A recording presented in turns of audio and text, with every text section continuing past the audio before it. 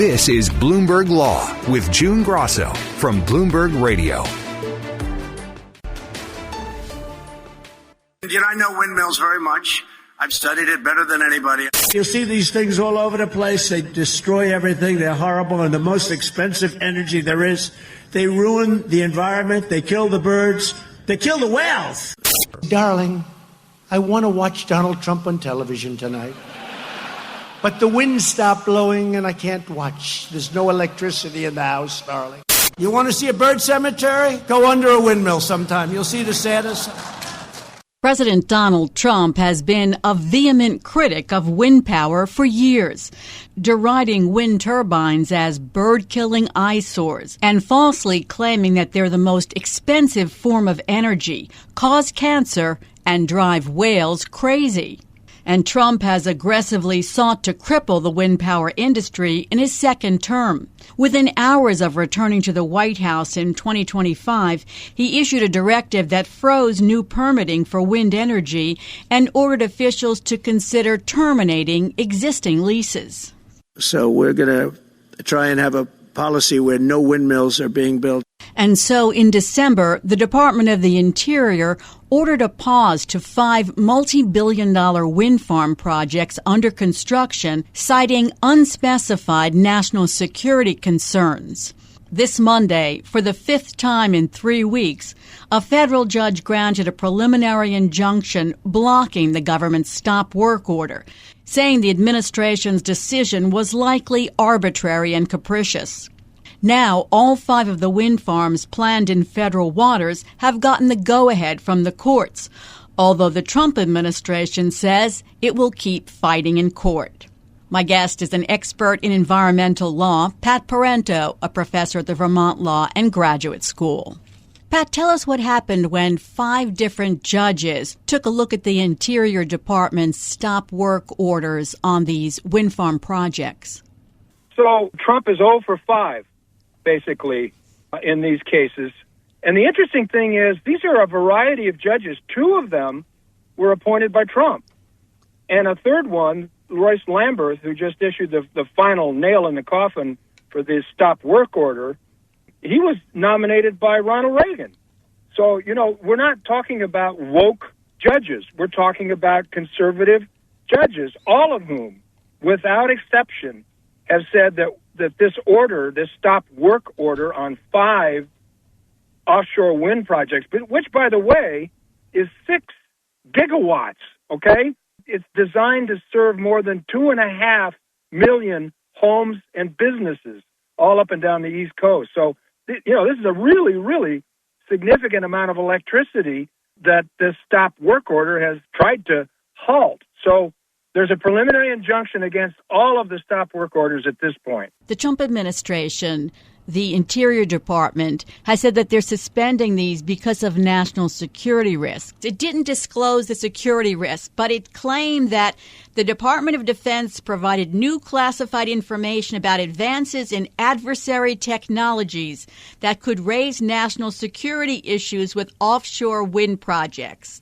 I'm not sure what that means, and Judge Lamberth looked at those confidential documents and said he didn't get it. He didn't see the security risks. Right. He said there was no proof of imminent threat to national security at all.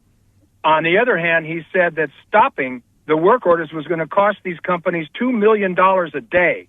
One of the projects, Vineyard Wind, was 95% complete. It's already sending some electricity to the grid. And 2 of the other projects, one of them was 40% complete, the other one 65% complete. So you got to remember, these are projects that have gone through an incredible amount of vetting, including Department of Defense vetting, including clearance from the Department of Defense. Of course, that was the Department of Defense before Trump, okay? So when Trump now comes up with these secret, classified documents demonstrating a threat to national security, and as you point out, Judge Lamberth looked at them and said, I don't see it. It does raise the serious question, is this all just a pretext for Trump's, well-known animosity, outright hostility to wind power? And it all comes from the fact that he owns a golf course in Scotland And from his golf course, you can see wind farms off the coast of Scotland generating all kinds of clean electricity. He doesn't like the look of them. He's come up with all kinds of reasons why they're bad. They cause cancer. No, they don't. They kill a disproportionate number of birds. No, they don't. They're unreliable. No, they're not. They're too expensive. No, they're not. So that's where we are. I think the whales, too. Oh, the whales. Don't forget the whales. Yeah.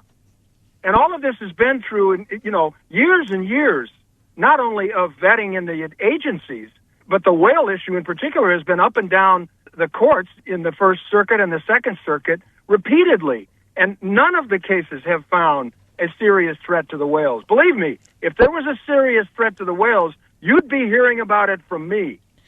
Is it the look of the windmills, or is it that Trump wants to promote fossil fuels? And also these wind energy projects were favorites of former President Biden. Yeah, anything that Biden supported, he's going to kill. Every single thing he can find that is connected to Biden, he'll kill it. And, these arguments just fall apart. The studies that have been done by banks, serious people, right, all say that wind and solar energy are the cheapest forms of energy to bring online quickly. Not that they're going to solve all of our problems. They're not. You need baseload electricity. But when it comes to really costing out, the life cycle costs of these various energy transmission options, and you look at everything from where do you get the materials, whether it's fuel or other things to build these systems, and then how much does it cost to buy the fuel for these systems? Just think about it. The wind is free. The sun is free. Once you've installed these systems, these wind turbines offshore, you don't suffer the fluctuations of gas prices. You don't have oil spills. You have wind spills, but not oil spills. So the sober analysis of renewables is saying to meet the growing demand for electricity, including the huge one from AI data centers, you need more wind and solar. You need all kinds of forms of energy, but you in particular need projects that are almost complete and ready to go. The White House said they're going to continue fighting in court. Do you think that appellate courts might have a different viewpoint? They might. You always have to leave open the possibility that a different panel of judges would reach a different conclusion. But the point is that the evidence here of a national security threat consists of a document or documents, right? And so you don't have witnesses. Yeah, some other judges might look at these documents and reach a different conclusion than Judge Lamberth did. But the rule is the trial court's decision to issue an injunction, if it's reasonable, right, if it's based on an analysis of whether the government's stated reason for these stop work orders passes muster, I don't think the courts of appeal are going to overturn these preliminary injunctions. The cases are proceeding. The proponents of these projects, primarily Ørsted, the Denmark firm, they're bound and determined to work with the Trump administration to resolve whatever their questions are. The real question is, with the signals coming from these wind turbines to the grid, would they interfere with military radar readings? That's what it comes down to. And, the companies are saying, hey, look, if you need more safeguards and more mitigation of whatever risks you think there are, we're all about addressing that and fixing that. We have decades of experience with building these systems, running these systems. In every country in which they're operating, they have the same set of radar and military needs and national security needs. And if there are issues out there, they can be dealt with. Pat, so despite the fact that the Trump administration is losing in court battle after court battle over the wind farms, the shift in policy under Trump, for example, the so-called One Big Beautiful bill sped up the phase-out of federal tax credits for offshore wind. Has this all escalated the risk of investing in offshore wind projects so that it's unlikely that you'll have new projects? The ones that are ongoing now, they'll fight to keep, but new projects, I think the government's not even going to approve new projects. Yeah, yes, that is the bigger threat here, that they're going to discourage investment. And when you think about it, this is foreign investment. This isn't costing U.S. companies or U.S. taxpayers a nickel, okay, to build these things. This is free money that we're getting, and it's billions and billions of dollars. And oh, by the way, if you think about it, just simply delaying these 5 projects at $2 million a day, who do you think is ultimately going to pay for that? The consumers of electricity. And so there are studies out there saying an extended delay like this could cost consumers billions of dollars because of the amount of electricity that these would generate. So the chilling effect on investment is the goal of this administration. I mean, they don't really care if they lose in court. They'll just keep appealing if they can, all the way to the Supreme Court if they can.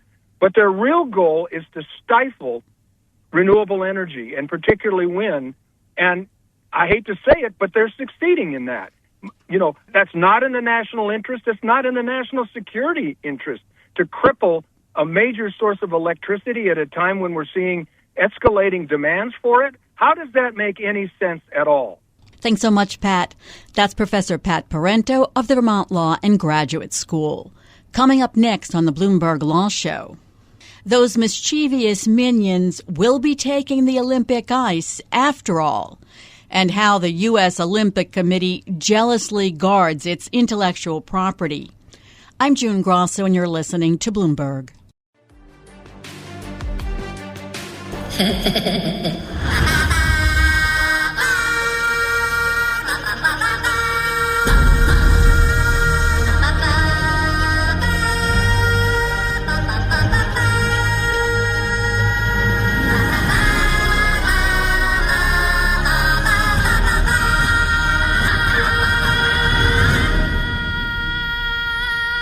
It was in doubt, but it now appears that those mischievous minions will be taking the Olympic ice after all. Those cheeky characters have been causing a musical nightmare for Spanish figure skater Tomás Llorens Guarino Sabate. He's been using a medley from the animated comedy film Minions while dressed in their iconic blue overalls and yellow T-shirt in his performances all season, believing he'd gone through the proper protocols to obtain the necessary permissions. But then on Friday, NBC Universal told him he didn't have the clearance to use the music. So just days before the Olympics are to begin, he was scrambling to come up with a whole new show until Universal changed its mind. My guest is intellectual property litigator Terence Ross, a partner at Katten Muchin Rosenman. So, Terry, this skater has been using the Minions music during the whole season.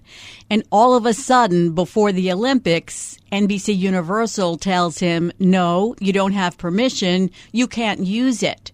It seems like having the Minions music in the Olympics would be a plus for the franchise and Universal.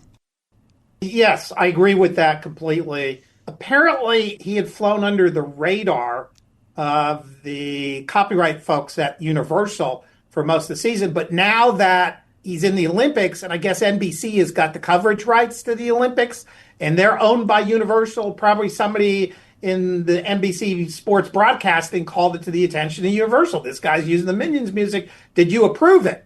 And Universal had not. The Spanish skater had never obtained advance approval. The music is copyrighted, as was the film, as all music is copyrighted. And a friend of mine said, well, yeah, but the Olympics aren't taking place in the United States. They're taking place in Italy.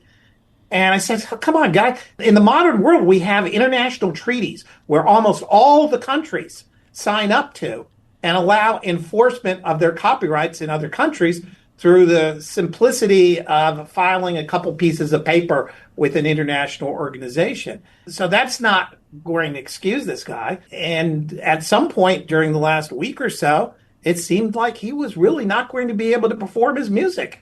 Well, this got a lot of attention, a lot of negative attention, I think, for NBC Universal. People were calling it Minion Gate. And there was a lot of sympathy on social media for the ice skater who now was faced with the prospect of changing his whole routine at the last minute. So perhaps Universal saw which way the wind was blowing and did a turnaround, allowing him to use the music after all. ultimately, that's what the Spanish skater said. He thanked Universal for letting him do it. He thanked all his fans for calling out the problem and getting Universal to pay attention to it. It just comes back to the point you made at the beginning. Why would you not want your music being used in a setting like that and getting all the international exposure? I guess Universal was taking the position that Minions and the various Minions movies are so well known that they don't need any more exposure from some ice skater in Spain. And what happens if he falls down during the music? And I could see that kind of conversation going on within, the Universal legal department. And so they sent out a cease and desist letter, and thankfully sanity prevailed, and he's been authorized to use it. I was dying to see if he got some sort of written license agreement, but that hasn't shown up at the press. But yeah, he gets to use it now. And, it's funny because if you're making a movie, if you're making a television show, there's literally a person who gets credit on the screen who's called the music supervisor. And they're not the people who make the music or write the score. Music supervisor references the person who's responsible for getting all the licenses for the music. And so it's literally a job in the movies and television, but apparently in ice dancing, they haven't gotten that far yet. Copyright problems are pretty new in figure skating because for years, music using lyrics wasn't allowed. And so classical music and other standard music that's part of the public domain was used by the skaters in their routines. And it was only in 2014 that the International Skating Union relaxed its rules to allow words in music. And that leads to modern music being used and copyright problems. Three-time U.S. champion Amber Glenn called her experience in getting music approved pure chaos. And as you said, it's so complicated because one piece of music can involve getting how many authorizations? I feel sorry for them. We've had this discussion before in the context of documentaries, where a documentary filmmaker wants to use a short piece of music and they just want to be cautious. Arguably, they could claim fair use, but they want to be cautious, so they ask for advance approval. And, filmmakers are typically not lawyers, just as ice skaters typically aren't lawyers. And the bureaucratic process of trying to get it is very challenging. And then there's the problem at the other end. You jump through all the hoops, you ask for permission, and they go, what? You're not paying us for this? And then they try to collect, a couple bucks out of you. And it's a challenging process. And I feel sorry for these ice dancers who put on beautiful performances, quite frankly. And it's a really engaging sort of transformation of the music by combining it with ice dancing. But they're not lawyers. And the Olympic Committee or somebody should figure out a way to get these guys some help. Well, apparently they've been trying but not succeeding because the International Skating Union and national governing bodies have apparently been spending the past 4 years trying to develop systems to help skaters obtain permission to use music. Sabate, for example, said he followed the prescribed procedure for getting his music approved through a system called Click Clear in August, before the figure skating season began. So obviously there's a lot more work to be done there. Coming up next on the Bloomberg Law Show, I'll continue this conversation with intellectual property litigator Terence Ross. No, you can't use onion rings to create your own version of the Olympic trademark. And what's called ambush marketing is also a no-no. Swimmer Michael Phelps and Subway were accused of that. I'm June Grasso, and you're listening to Bloomberg.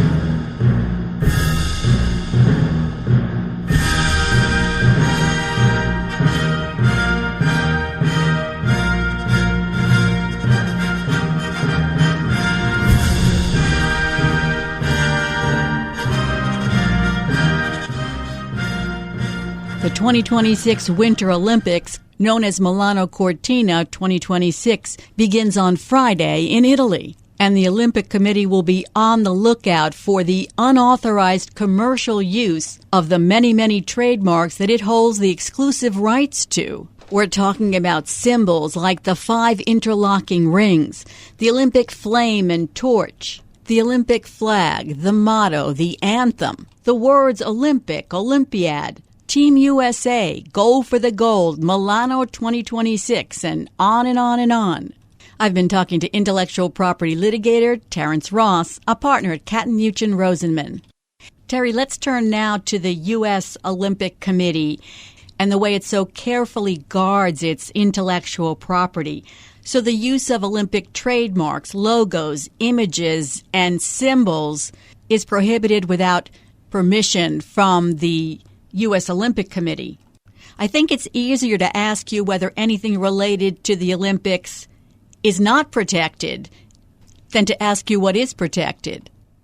Well, it's a great legal question, and every couple years when we either have the Winter Olympics or Summer Olympics, the Olympic Committee literally sends out notices about 6 months ahead of time warning people, and they post things on their website, and they are very aggressive in enforcing their intellectual property rights. But it's a completely different regime than what we usually talk about, June. It's not under the Lanham Act, which is the name of the United States trademark laws. A number of years ago, Congress passed a law entitled the Ted Stevens Olympic and Amateur Sports Act. Now, you may remember Ted Stevens was the longtime senator from Alaska who got indicted for taking a bribe, was convicted, and he resigned from the Senate, and his conviction was overturned because the Department of Justice had committed a series of ethical lapses and not provided him with exculpatory information. So the poor guy had all that bad press and had to get out of the Senate because the DOJ screwed up. But he got this piece of legislation named after him, and it is very unique. It's 36 U.S. Code Section 220506. And what it does is set up a special intellectual property rights regime for the United States Olympic Committee. And it says that the 5 rings, the international symbol of Olympics, the 5 rings. Also, the Pan American sports symbol, which I'm less familiar with. The words Olympic, Olympiad, Paralympic, Paralympiad, Pan American, Parapan American, all those words are all exclusively within the use of the United States Olympic Committee. And it has nothing to do with the trademark laws. Congress has simply taken this group of words and symbols and given them to the United States Olympic Committee. Incredibly unusual thing. It's the only law like that I know of in the United States. I was looking at the guidelines that they have on a website entitled Commercial and Brand Usage Guidelines. And I found some of the trademarks really surprising. For example, they've trademarked the phrase, "Let the games begin." I mean, that seems so generic. "Let the games begin" is used in a lot of different contexts, not just in the Olympic realm. You're absolutely right. Now, there is one distinction within the law. Specific words are set aside and you just can't use them, period. Now, there's a couple exceptions to that. If you're in that part of the state of Washington where the town of Olympia is, and I guess there's a set of mountains there, Cascades Mountains, and you do business there, you can use the word Olympic or Olympia. And you can also use the word Olympics, Olympia, for a sportscaster talking about the games in a non-commercial context. So that's one part of the regime. The other part of the regime is there's this very broad provision that says, I'll just read it here, any trademark, trade name, sign, symbol, or insignia falsely representing association with or authorization by the International Olympics Committee also violates the law. Now, that's a little bit different from using the word Olympics or Panolympics or Paralympics. In those cases, like you gave the example, let the games begin. That's not one of the words exclusively consigned to the Olympic Committee. But they can still come after you under this other provision in that it suggests an association with the Olympics that is not true. It's harder to prove that, though. Terry, I've been reading about what the Olympic Committee characterized as ambush marketing when there was a Subway commercial with swimmer Michael Phelps swimming to, quote, "where action is this winter." Subway was not an Olympic sponsor. The Olympic Committee said it was an attempt to falsely associate Subway with the Olympics as a sponsor. And you remember in the run-up to the Rio Games, the Summer Olympics that year, there were a lot of billboard advertising that sort of did the same sort of thing down in Rio, and the Olympic Committee went crazy over that. There was a case in the Supreme Court that considered this statute a number of years ago. And the statute was challenged as being a violation of the First Amendment and being unconstitutional. And the Supreme Court said, no, it's not. As long as it has to do with commercial use, and, Michael Phelps doing a subway commercial would be a commercial use. They have an absolute right to these words. And the Supreme Court looked at the legislative history and said, look, the whole reason we have this law is so that sponsors will pay money to the Olympic Committee to use these marks, and that will pay for our athletes to compete in a competitive manner abroad. And when other companies undercut that, you're really undercutting the United States Olympic effort. Supreme Court came right out and said that. That particular suggestion you had, let the games begin, would have to be tested under some sort of confusion standard. Now, the Supreme Court in the same case, called San Francisco Arts and Athletics versus the U.S. Olympic Committee, the Supreme Court said, you got to look at the statute broadly because Congress intended broad protection. And, oh, by the way, we don't apply the traditional Lanham Act evaluation standard, which is likelihood of confusion. Now, you sometimes see that still being argued, but I don't know how else you evaluate. That's a great example you gave, and that would be very challenging. The Olympic Committee would probably go after somebody for that, but I think they might have trouble convincing a judge, depending on the usage. So one of my favorite parts of the commercial use guidelines was, please do not create your own version of any USOPC trademarks. For example, the Olympic symbol should not be simulated using pizzas, onion rings, tires, beverages, basketball, snowflakes, triangles, smiley faces, fruits and vegetables, etc. I had to laugh that they actually put all that in their commercial guidelines on the website. It's just testament to the ingenuity of the American populace and their ability to circumvent U.S. laws. Arguably, the Olympic Committee is correct there because they have an absolute right to that 5 rings symbol, and it's not constrained in any way by likelihood of confusion or anything else if it's being used in some sort of commercial use. A couple of years ago, there was a guy in Minnesota who started using hashtag and then various Olympic marks and claimed that the hashtag wasn't in the statute. That the statute, it protects Olympics. It protects Olympiad. It doesn't protect hashtag Olympic, which I thought was very creative. Americans are just very ingenious when it comes to getting around laws. What about social media? These prohibitions are all about commercial uses. So is it only businesses and corporations that have to worry? I mean, what about these social media influencers? Do they have to worry as well? Absolutely. If they're doing it for a commercial purpose, they're in trouble. And they don't have a lot to stand on. And we've talked about influencers a lot over the years. And as you know, June, I still don't quite get it. I don't either. But I'm not a teenage girl, and that could explain why. But it seems to me, from a distance, that the core thing these influencers are doing is trying to commercialize their own personal brand and to sell things and to make money. So I don't see how an influencer can simply say, oh, I'm not doing it for a commercial purpose. Oh, heck, yes, they are. Also, there could be another problem because the individual athletes have rights to their name, image, and likeness. So could you run into a problem there even if you're sort of congratulating them on their success? That gets very tricky. And I think in general, given the way the law is moving in what we call NIL, I think you just are better off not saying it if it's in connection, again, with a commercial purpose. If all you want to do is throw out, hashtag Lindsey Vonn, well, that may be a bad choice now. But let's say before her injury, you wanted to say hashtag Lindsey Vonn, congratulate her on winning. I think that would be perfectly fine. It's not for a commercial purpose if you did that. And I hear she's still going to ski anyway, which is amazing. She's got, a stretched ACL, and I can't imagine a sport that would put more pressure on it than downhill skiing. And kudos to her. She wins a medal. It's going to be the most amazing thing of all time in Olympic history. We'll see. So, Terry, I wanted to ask you one thing I was wondering about. They do send out cease and desist letters, right?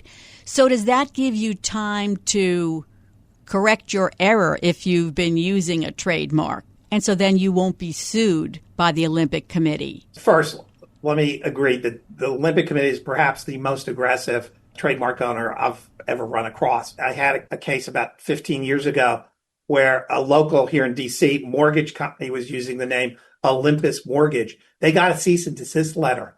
And I told them, look, there's absolutely nothing you can do about this whatsoever. You write them back, apologize, and say, we'll change it. And, they won't do anything more. They will want to see the change. They'll insist that you send them some evidence that you've changed. But it is very intimidating when your client gets a letter like that out of the blue, because nobody knows that this special law exists protecting the Olympic Committee. There's certainly been a lot of litigation in this area. Thanks so much, Terry. That's intellectual property litigator Terence Ross of Katten Muchin Rosenman. And that's it for this edition of the Bloomberg Law Show. Remember, you can always get the latest legal news on our Bloomberg Law podcast. You can find them on Apple Podcasts, Spotify, and at www.bloomberg.com/podcast/law. And remember to tune into the Bloomberg Law Show every weeknight at 10 p.m. Wall Street time. I'm June Grasso, and you're listening to Bloomberg.